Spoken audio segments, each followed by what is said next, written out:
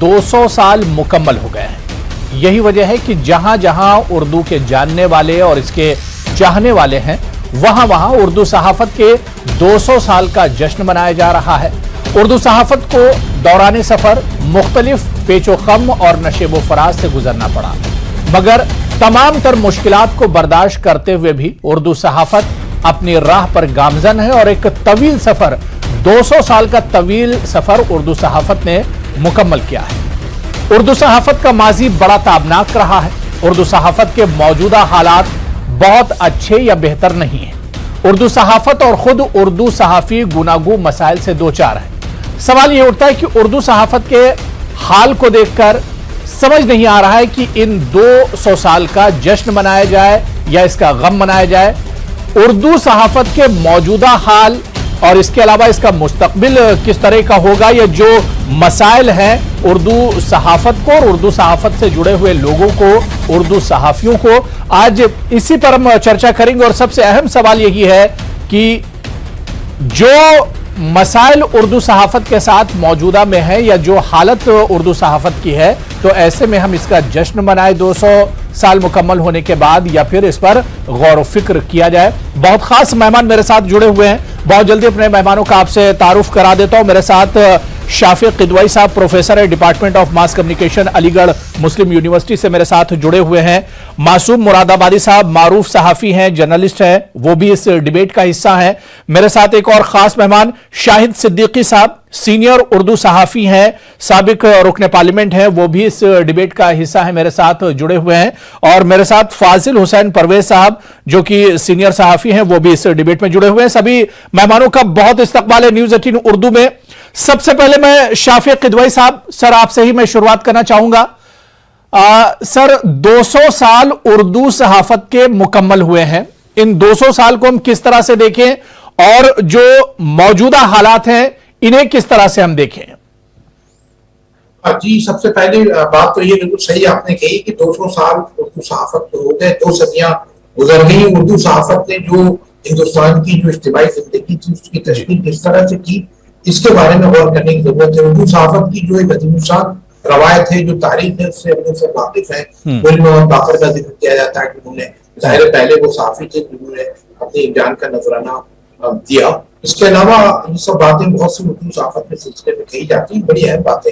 लेकिन जो आपने बुनियादी सवाल किया कि एक ऐसे दौर में जिंदा है, एक ऐसा दौर हमारे सामने आया जिसको हम कहते हैं माबाद सदाकत दौर, पोस्ट ट्रूथ पीरियड, यानी आप सच, जिसको हम समझते थे कि सच अदब या सहाफत हकीकत की तर्जुमानी करते हैं। तो अब हमें ये देखना है कि जो दौर है हमारा, आपके सामने जो दौर आया जिसको पोस्ट ट्रूथ या फैक्ट फ्री वर्ल्ड कहते हैं, यानी एक ऐसा जमाना आ गया है, एक ऐसी मीडिया हमारे सामने आया। भी आपके पैनल में भी तमाम मशहूर सहाफी मौजूद है, शाहिद सिद्दीकी साहब है, मासूम मुरादाबादी साहब है, फाजिल साहब है, ये सब लोग इस बात की गवाही देंगे कि अब जो उर्दू अखबार में उससे कोई मुस्तस्ना नहीं है कि अब जो नई तरह का माशरा आपके सामने आया है कि अब सहाफत या मीडिया हकीकत की तर्जुमानी नहीं करता बल्कि अपनी हकीकत खुद बनाता है। तो अब सच पे या हकीकत की तर्जुमानी की सूरत क्या होगी, ये देखने की बात है। अब जहां तक उर्दू सहाफत का ताल्लुक है, तो मुझे लगता है कि जो देखने की बात ये कि 200 साल जो हमारी जिंदगी पे गुजरे और उर्दू सहाफत ने उसमें क्या रोल अदा किया, जिसको अब अंग्रेजी में कहते हैं कि पब्लिक स्फीयर किस तरह का बनाया। क्या उर्दू सहाफत ने एक ऐसे ताक़ुल पसंद माशरे की तश्कील की, लिबरल वैल्यूज को फरोग दिया, जो हमारा कौमी तशक्कुस था या लिसानी तशक्कुस था या मजहबी तशक्कुस था या सकाफती तशक्कुस था, उसकी आबियारी किस तरह से की। तो मुझे लगता है कि जहां तक आज के दौर में आप देखें तो नेशनलिज्म जो है it has become every day referendum हो गया। रेफरेंडम का मौजूद की तरह से आप नेशन वांट्स टू नो आप रोज टेलीविजन चैनल पे समझते हैं। तो उर्दू सहाफत ने कौमियत के किस तस्वुर को फरोग दिया, यह हुब्बुल वतनी है या कौमियत है या जो आपकी इज्तिमाई जिंदगी को मुतासिर करने वाले अनासिर हैं, उसको उर्दू सहाफत ने किस तरह से उसकी आबियारी की। कि जो 200 साल हमारे हुए हैं तो हमें इसी एक पहलू पर तवज्जो करना चाहिए। मुझे लगता है कि उर्दू सहाफत की रवायत है, जो चाहे सर सैयद की हो, चाहे मौलाना मुर्तज़ा आज़ाद की हो, और तमाम खैरुल्लाह अंसारी हो, उस्मान फातमी साहब हो, ये तमाम लोगों की जो रवायत रही है वो एक ऐसे माशरे की बेहतर जिंदगी का साथ देखने वाला और एक जज्बा और एक ऐसा माशरा जहाँ तमाम लोगों की शिरकत यकीनी होगी, जमहूरी अखलाक को फरोग देने का माशरा था। और हुब्बुल वतनी एक चीज है, कौम परस्ती जारियाना कौम परस्ती दूसरी चीज है। मौलाना आजाद के सिलसिले में दोनों में डिफरेंस क्या है, पैट्रियटिज्म क्या है, नेशनलिज्म क्या है। तो मुझे लगता है कि उर्दू सहाफत जो हमारी माजी में थी, तो अब जो उर्दू सहाफत है, जो बुनियादी सवालात हैं 19वीं सदी में हिंदुस्तान जिनसे नबरत आजमा हुआ और 20वीं सदी में और 21वीं सदी में हमें ये देखना है कि उर्दू सहाफत ने उसको किस तरह से आपके सामने पेश किया। तो मुझे लगता है कि और अगर आप सहाफत का और जो इलाकाई ज़बानों की जो सहाफत उससे अलग करके अगर आप उर्दू सहाफत को देखें, बिल्कुल, यानी शाफिक किदवई साहब आप मानते हैं कि उर्दू सहाफत में एक बड़ा बदलाव आया है। माजी बड़ा ताबनाक था उर्दू सहाफी का, लेकिन जो हाल है इसमें बहुत से मसाइल हैं उर्दू सहाफत के साथ। जी उर्दू सहाफत के देखिए जो मसाइल हैं वो वही मसाइल है जो दूसरी जबानों के भी मसले हैं। मतलब मैं उसकी बात कर रहा हूँ जो एपिस्टेमोलॉजिकल उसका इल्मियाती पस मंजर है। अब जो माशी मसाइल है या एडवर्टीजमेंट का जो मसला है या क़ारीन तक उनकी जो रसाई है वो महदूद से महदूद तक होती जा रही है, ये एक पहलू है। लेकिन जो सहाफत को इस वक्त जो सबसे बड़ा थ्रेट है कि अब न्यूज़पेपर अब वो सवाल नहीं करते बल्कि जवाब देते हैं। तो लेकिन उर्दू सहाफत को अगर आप पढ़ें तो उर्दू सहाफत इस रविश से मुझे लगता है कि बड़ी हद तक अभी भी वो एक एडवर्सियल रोल जिसको होता है, यही उर्दू सहाफत मुझे लगता है कि उर्दू सहाफत ने वो अक़दार को जो आज बिल्कुल आज जितने लोगों का एतमाद कम से कम होता जा रहा है उन अक़दार की आबियारी अभी भी उर्दू सहाफत कर रही है। बहुत अच्छी शुरुआत शाफिक किदवई साहब आपने की है और बड़ा अज़ीमुश्शान तारीख है उर्दू सहाफत की और माजी बड़ा ताबनाक रहा है। मैं शाहिद सिद्दीकी साहब आपके पास आना चाहूंगा। सर, उर्दू सहाफत का जो माजी है बड़ा ताबनाक रहा है, लेकिन क्या आपको लगता है कि जो मौजूदा है और जो हाल है इसमें कुछ मसाइल हैं और इसमें एक बड़ा फर्क आया है माजी के मुकाबले में उर्दू सहाफत में? देखिए मसाइल तो उर्दू सहाफत के साथ हमेशा रहे हैं, क्योंकि उर्दू सहाफत हमेशा बगावत की सहाफत रही है। और उर्दू ने चाहे 1857 में हो, चाहे 1947 में हो, चाहे आज हो, हमेशा उर्दू सहाफत ने हुकूमत से सवाल करने का रोल अदा किया है, एक अपोजिशन का रोल अदा किया है। तो अब लेकिन जो 1947 में उर्दू की हालत थी उर्दू सहाफत की, मैं समझता हूं आज उससे बहुत बेहतर है, क्योंकि हमने वो दौर देखा है कि जब उर्दू का नाम लेना जो है वो मुश्किल हो गया था। उर्दू अखबारात बंद हो गए थे, अलजमियत, दावत, नई दुनिया, रोजनामा, दिल्ली के तमाम ही अखबारात बंद हो गए थे और अखबारों के लिए सरवाइव करना नामुमकिन हो गया था। आज उसके मुकाबले में सूरत हाल बेहतर है, लेकिन अगर आप कहें कि इतनी बढ़िया नहीं है जितनी आप चाहते हैं, तो भाई उर्दू की हालत बहुत खराब है। जब जहां उर्दू की हालत खराब है, जब उर्दू नहीं पढ़ाई जा रही, जब उर्दू नहीं पढ़ रहे, तो फिर सहाफत कैसे? जो सहाफत कोई वैक्यूम में नहीं होती, सहाफत समाज के अंदर जीती है। तो समाज में अगर उर्दू की हालत अच्छी नहीं है तो उर्दू सहाफत की हालत भी अच्छी नहीं होगी। लेकिन जो टेक्नोलॉजिकल चेंजेस आई हैं, जो नई टेक्नोलॉजी उर्दू के साथ आई है, उसने उर्दू को एक नई जिंदगी दी है।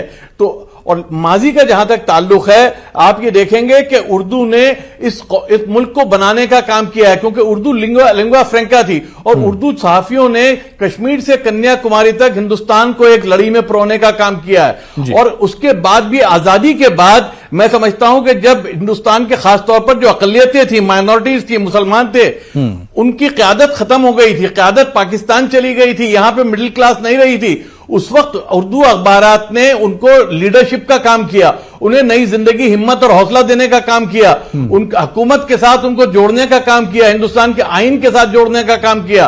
तो हिंदुस्तानी अखबारात ने, मैं समझता हूं कि उर्दू अखबारात ने अंग्रेजी के मुकाबले में या किसी दूसरी जुबान के मुकाबले में ज्यादा बेहतर रोल अदा किया है और ज्यादा अमली काम किया है, और हिंदुस्तान को बनाने में उनका योगदान बहुत ज्यादा है। बिल्कुल मासूम मुरादाबादी साहब, जो बात शाहिद सिद्दीकी साहब कह रहे हैं कि दो चीजें, एक तो उर्दू है और दूसरी सहाफत, क्या सर आपको लगता है, और खासतौर से जो बात उर्दू सहाफत को लेकर कही जा रही, जिस पर शाफिक किदवई साहब ने बहुत तफसीली रोशनी डाली, क्या वाकई में एक बदलाव उर्दू सहाफत में आया है मौजूदा की अगर हम बात करें? देखिए, ऐसा है, ये बदलाव का जो सफर है उर्दू सहाफत का, ये बड़े ताखीर से शुरू हुआ। जी।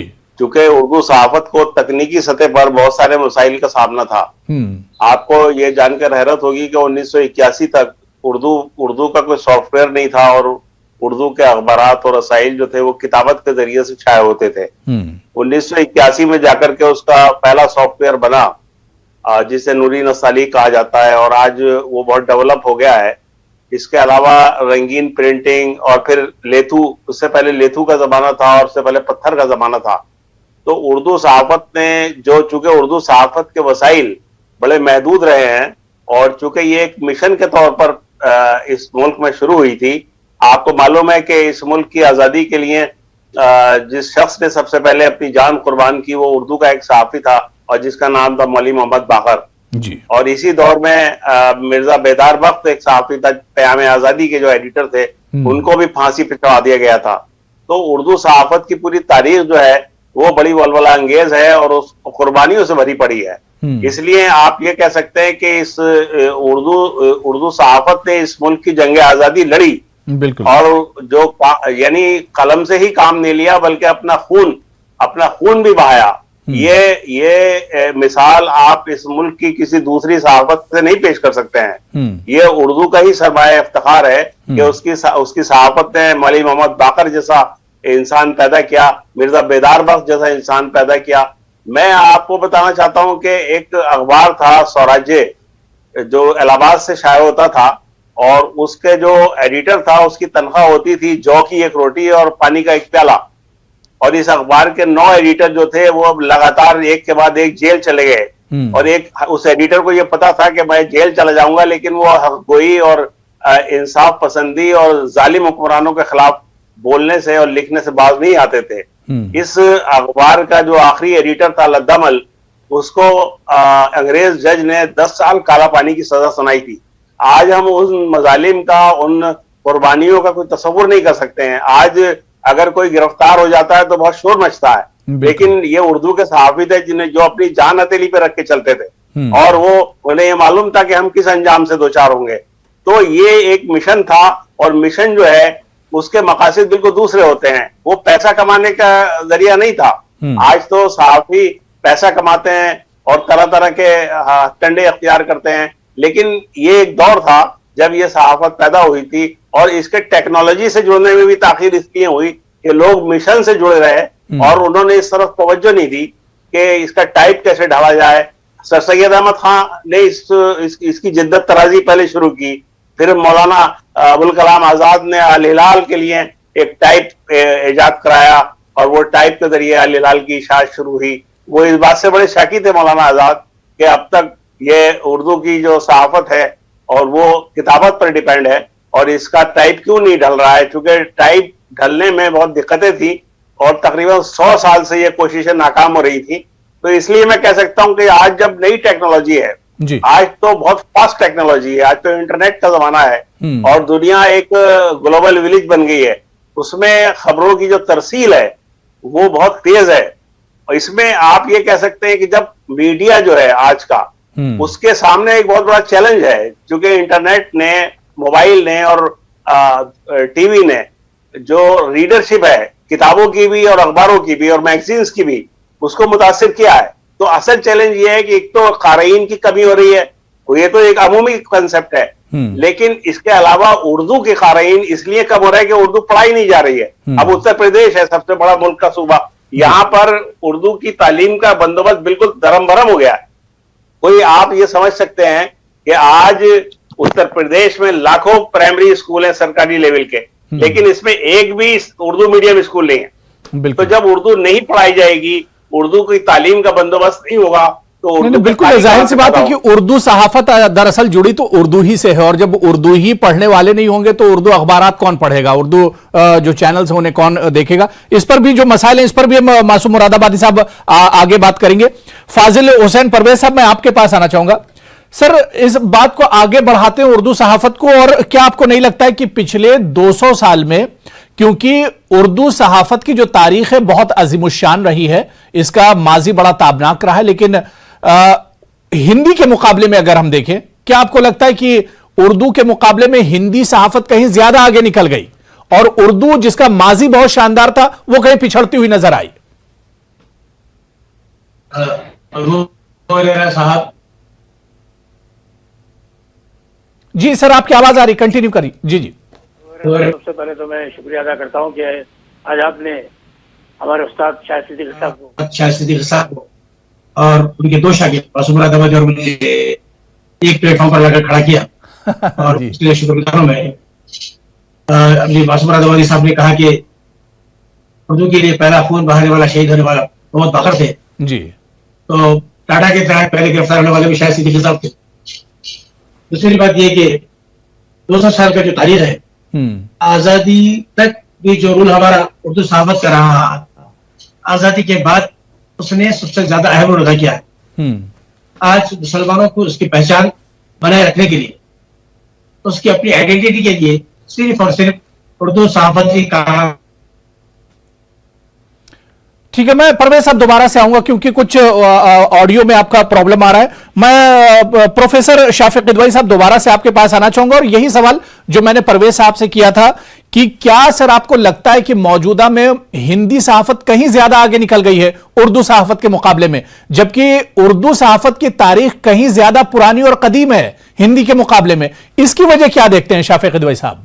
इसमें दो बातें हैं। जो अगर आप पहली तौर अगर आप बदीही तौर पर देखेंगे तो जो उर्दू की दुगुहाली है, जिसका भी तमाम जो हमारे साथ पैनलिस्ट हैं तो इन लोगों ने भी जिक्र किया कि उर्दू की जो दुगुहाली है, उर्दू की तरफ लोगों की तवज्जो कम है। अब इस तरह से हमारी तरसील की जबान नहीं रही जो आज से 50 बरस पहले या 60-70 बरस पहले थी। तो यानी मादी एतबार से अगर आप देखें, माशी एतबार से तो उर्दू सहाफत का यानी उस तरह की अब चीज नहीं रही जो सिक्का राजुल वक्त जिसको आप कहें। लेकिन मुझे नहीं लगता उर्दू सहाफत का जहां तक ताल्लुक है उसमें जो मज़ामीन शाये होते हैं, तो जिस तरह की चीजें मैं बता रहा था, वो हिंदुस्तान में अगर आप रह रहे हैं तो हिंदुस्तान में कॉन्स्टिट्यूशन है, कॉन्स्टिट्यूशन को बचाने का जो अब्दारी तहफ़्फ़ुज़ है, जो आईनी हुकूक है, उर्दू सहाफत साहब कह रहे थे बगावत से ज्यादा एहतिजाज की सहाफत है। जो सहाफत का बुनियादी रोल होना चाहिए वो उर्दू सहाफत, मुझे लगता है कि कुछ जाहिर है कुछ इस्तिस्नाई मिसालें हैं कि जहाँ उर्दू सहाफत ने जज्बातियत को फरोग दिया। तो पूरी कौम पे ये भी कहा जाता है बाज मसाइल पे परसिक्यूशन कॉम्प्लेक्स पैदा किया, यानी पूरी कौम पे एक लगा कि मुस्तकिल उसकी जो उसके साथ ज़्यादती हो रही है, बजा तौर पर उसका इजहार किया लेकिन उसका रास्ता नहीं बताया, what is to be done. तो पूरे जैसे आप खुजाने लगे ना तो कुछ देर बाद मजा आने लगता है। तो मुझे ये भी उर्दू सहाफत पे इल्जाम जो लगाया जाता है, मैं इसके तायद नहीं कर रहा हूँ, लेकिन ये कहा जाता है कि उर्दू सहाफत असल एहतिजाज की सहाफत है। 5-7 इसके मौज़ूआत हैं, जैसे उर्दू है, फिर वरना फसादात है और मुस्लिम पर्सनल्लाह है। ये बुनियादी मसाइल है। आप चाहे प्रोटेस्ट को कह लें, शहरियत कानून तरमीमी बिल है, इस तरह के जो मसाइल है 5-7 उन्हीं पे तवज्जो मजबूत रहती थी। और लेकिन मुझे ये अर्ज करना है कि अगर आप हिंदी सहाफत को देखें तो हिंदी सहाफत ये जरूर है, लेकिन वो उसका रवैया जो है बिल्कुल हुकूमत वक्त के साथ 90% जो आप हिंदी के अखबार देखते हैं बहुत अच्छा मुद्दा आपने उठाया है कि हिंदी जो सहाफत है उसकी लाइन क्या है और उर्दू सहाफत की लाइन क्या है। मैं शाहिद सिद्दीकी साहब आपके पास आना चाहूंगा। शाहिद सिद्दीकी साहब, 2-3 सवाल हैं। पहला सर सवाल तो ये कि हिंदी सहाफत उर्दू से कहीं आगे निकल गई, जबकि इसकी तारीख उर्दू की तरह से इतनी कदीम या पुरानी नहीं है, और हिंदी ही वाले जो हैं वो उर्दू की भी खिदमत कर रहे हैं। मौजूदा में भी आप देख लीजिए हिंदुस्तान के जितने उर्दू के लीडिंग न्यूज़पेपर्स हैं उसके जो मालिकान हैं वो हमवतन है या हिंदू भाई हैं, और इसी तरह से टीवी चैनल्स का हाल है। तो इसकी वजह क्या देखते हैं शाहिद साहब? ये तो बहुत साफ है कि तकसीम वतन उसकी जिम्मेदार है, नंबर 1।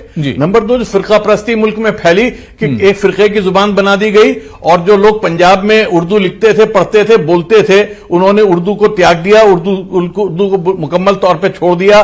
और तीसरी बात यह हुई कि हिंदी कौमी जुबान मानी गई तो उसको जो है सरकारी सरपरस्ती हासिल हुई। उर्दू को एक तरह से खत्म करने के लिए पूरा जोर शोर लगाया गया, खासतौर पे शुमाली हिंदुस्तान में, उत्तर प्रदेश में, बिहार में, मध्य प्रदेश, राजस्थान, पंजाब, हरियाणा में। जबकि जुनूब में अगर उर्दू को नुकसान नहीं पहुंचाया गया, वहां मुकाबला हिंदी से था, तमिल का और कन्नड़ का और तेलुगु का। तो उर्दू वहां पे आज भी फरोख पा रही है। बंगाल में आज भी कलकत्ता जो है बड़ा एक सेंटर है उर्दू का, महाराष्ट्र आज भी एक बड़ा सेंटर है उर्दू का। तो उर्दू को तो खत्म किया गया, उर्दू को नुकसान पहुंचाया गया, तो उसके लिए आप उर्दू सहाफत को जिम्मेदार नहीं ठहरा सकते, पहली बात। और दूसरी बात यह कि आप मेयार किस तरह से देखते हैं। मैं नहीं समझता कि उर्दू सहाफत का मेयार किसी तरह से कम रहा है। मैंने जब नई दुनिया 1973 तो इंडिया टुडे से 6 मैंने इन्वेस्टिगेटिव जर्नलिज्म का शुरुआत की थी, वाकयात की शक्ल में, फोर्टनाइटली वाकयात मैंने 1970 में निकाला था, और इंडिया टुडे 1976 में निकला है, संडे 1978 में 77 में निकला है संडे, रविवार उस वक्त निकला है। धर्मयुग बंद हो गया, जो वीकलीज थे ज्यादातर बंद हो गए। डेली इसलिए चल रहे हैं कि उनको सरपरस्ती हासिल है, वो बड़े ज्यादा पेजेस दे पाते हैं, ज्यादा उनको इश्तेहारात मिलते हैं, ज्यादा उनके पास फंडिंग है। उर्दू अखबारात जो है फंडिंग के बगैर चले हैं। और जो ये कहा जाता है कि उर्दू जो है एहतजाज की जुबान है, तो सहाफत है ही एहतजाज की जुबान। सहाफत का मकसद है हुकूमत अवाम की जुबान बनना, अवाम के मसाइल को सामने रखना। लेकिन हिंदी अखबार मौजूदा वक्त में क्या इसमें कोई बदलाव आप नहीं देखते हैं? क्या उर्दू सहाफत की जो लाइन है उसमें कोई बदलाव नहीं आया है? कहा यह जाता है कि मौजूदा में उर्दू सहाफत जो है वो भी सरकार की जबान बोलती है, तो इसलिए उर्दू का आप जिम्मेदार मत ठहराइए। उर्दू सहाफत ने बहुत रोल प्ले किया है और बहुत जबरदस्त रोल प्ले किया है। मैं सलाम करता हूं उर्दू के सहाफियों का, खासतौर पे पोस्ट पार्टीशन जो हिंदुस्तान है उसमें जो सहाफी थे उन्होंने पेट से पत्थर बांधकर उर्दू को भी जिंदा रखा है और इस मुल्क में एहतजाज को भी जिंदा रखा है। जमहूरियत में एहतजाज बुनियाद है। एक शाहिद साहब, मेरी आवाज आप तक आ रही है क्या? एहसास दिया कि हिंदुस्तान आजाद होने शाहिद के सिद्दीकी बाद साहब मुझे सहाफी कह सकते सर मुझे सुन पा रहे हैं क्या? तो हम लोगों ने जेलें काटी है, बहुत जेलें काटी है। मेरे वालिद 70 बार जेल गए हैं। शाहिद सिद्दीकी साहब, मेरी आवाज आ रही है क्या आप तक? जेलें काटी हैं, तो हम इस तरह से हमने जिंदा नहीं रखा, उर्दू को जिंदा रखा। बिल्कुल, चलिए ठीक है, बिल्कुल बहुत अच्छी बात शाहिद सिद्दीकी साहब आपने कही, लेकिन एक सवाल मैं आपसे और लेना चाह रहा था, लेकिन शायद मेरी आवाज नहीं जा रही। मासूम मुरादाबादी साहब, क्या जो बात कुछ देर पहले शाफिक किदवाई साहब ने और शाहिद सिद्दीकी साहब ने कही कि उर्दू हिंदी सहाफत की जो लाइन है वो मौजूदा सरकार के हक में एक तरह से होती है, लेकिन क्या यही चीज उर्दू सहाफत में देखने को नहीं मिल रही है कि मौजूदा सरकार के दबाव में उर्दू सहाफत भी काम कर रही है? देखिए, मैं आपकी इस बात से इत्तेफाक नहीं रखता हूं कि उर्दू सहाफत किसी किस्म के दबाव में काम कर रही है। उर्दू सहाफत पूरी तरह आजाद है और आज भी पूरे मुल्क में जो उर्दू के अखबारात निकल रहे हैं वो इस बात के गवाह हैं कि उर्दू की सहाफत जो है वो जुल्म के खिलाफ एक बहुत ताकतवर हथियार है और ये उसे विरासत में मिला है। और इसकी सबसे बड़ी मिसाल ये है कि जो हिंदी के इदारे उर्दू के अखबार निकाल रहे हैं, उनकी हिंदी के अखबारों की पॉलिसी अलग है और उर्दू की पॉलिसी अलग है जी। इसकी वजह यह है कि उर्दू में आप हुकूमत की चापलूसी करके या हुकूमत की तारीफ करके जिंदा नहीं रह सकते हैं। और ये एक फैक्ट है कि वही उर्दू के अखबारात कामयाब हुए हैं जिन्होंने एहतजाज की और जुल्म के और नाइंसाफी के खिलाफ आवाज बुलंद की है। इसकी पूरी एक तारीख है। आप देखिए कि उर्दू के बड़े बड़े सहाफी जो गुजरे हैं उन्होंने किस तरह की सहाफत की और उनकी वो ज़बानो बयान के एतबार से भी और जहन के और शऊर के एतबार से भी वो तमाम ज़बानों के सहाफियों से ज्यादा बाशऊर थे। और आज भी ऐसे सहाफी मौजूद हैं इस हिंदुस्तान के अंदर जो तमाम तर मराहत को ठुकरा करके जी हक गोई के रास्ते पर चल रहे हैं। बिल्कुल। फाजिल हुसैन परवेज साहब, क्योंकि वक्त की कमी, सर मेरी आवाज आ रही है क्या फाजिल साहब आप तक? आ रही है सर, अब उर्दू सहाफत के मुस्तकबिल को आप कैसे देखते हैं? जो उर्दू से जुड़े हुए जो सहाफी हैं उनका मुस्तकबिल या उर्दू सहाफत का जो मुस्तकबिल है उसे कैसे आप देखते हैं? जी साहब,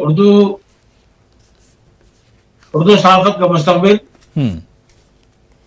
मेरी आवाज आ रही है आपको? जी जी सर, कंटिन्यू कीजिए। उर्दू सहाफत का मुस्तकबिल को मैं उर्दू सहाफियों के रोजगार से उनकी माशी हालत की कसौटी पर देखूंगा। जी जी। ऐसा हुआ है कि कई बड़े बड़े उर्दू अखबार निकलते हैं, उन अखबार के मालिकिन तो रप्पा हाल है, मगर वहां पर काम करने वाले सहाफियों को बहुत बुरा हाल है। सहाफियों को क्या चाहिए? रोटी, कपड़ा, मकान, बच्चों की तालीम और सेहत। ये अगर हो जाए तो वो कैसे करेगा? नहीं, बिल्कुल जाहिर सी बात है कि उर्दू सहाफत तो परवान चढ़े, बल्कि जो बात आप कह रहे थे, क्योंकि आपकी आवाज बहुत क्लियर नहीं आ रही, कि उर्दू सहाफत से जुड़े हुए जो लोग हैं, जो सहाफी बरादरी है, उनके हालात भी बेहतर होने चाहिए। और ये उम्मीद करते हैं कि हाल चाहे उर्दू सहाफत का बहुत अच्छा ना हो, लेकिन आने वाला जो मुस्तकबिल है वो बेहतर होगा, क्योंकि अभी भी बहुत से लोग हमारे दरमियान ऐसे हैं जो उर्दू सहाफत के लिए दिन रात काम कर रहे हैं। बहुत बहुत शुक्रिया फाजिल हुसैन परवेज साहब, शाफिक किदवई साहब, मासूम मुरादाबादी साहब और शाहिद सिद्दीकी साहब, सभी का बहुत बहुत शुक्रिया इस डिबेट में जुड़ने के लिए। आदाब।